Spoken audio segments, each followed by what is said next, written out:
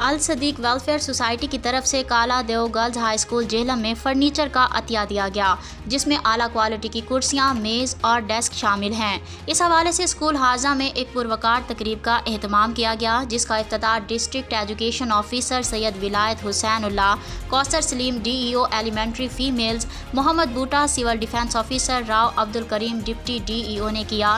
اس موقع پر سعید احمد صدر الصدیق welfare society, Muhammad Raees instructor civil defence, Haider Ali, Muhammad Usman instructor Bahria school Bilal town نے کیا۔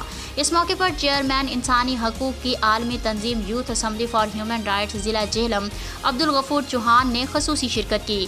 اس کے علاوہ سول ڈیفنس کے نمائندگان، اسکول کونسل اور علاقے کے افراد نے کثیر تعداد میں شرکت کی۔ اس کے علاوہ قبل ازیں محکمہ سول ڈیفنس کی جانب سے اسکول حاضہ میں بچیوں کو سول ڈیفنس ٹریننگ کرائی گئی تھی، جس میں فائر فائٹنگ اور فرسٹ ایڈ کی ٹریننگ کرائی گئی تھی، جس کے انسٹرکٹر محمد رئیس اور ڈپٹی گروپ وارڈن سعید احمد تھے۔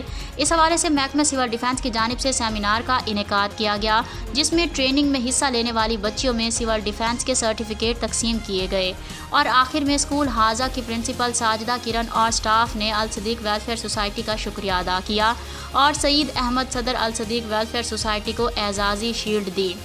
اس سوسائٹی نے اپنی کم عمری میں ضلعی انتظامیہ کی زیر نگرانی گورنمنٹ اسکولوں اور کالجوں میں نیا فرنیچر اور فرنیچر کی مرمت، الیکٹرک واٹر کولر، مستحق بچوں کی فیس، یونیفارم اور جرسیاں مہیا کی، اور کئی علاقوں میں واٹر فلٹریشن پلانٹ بھی لگائے۔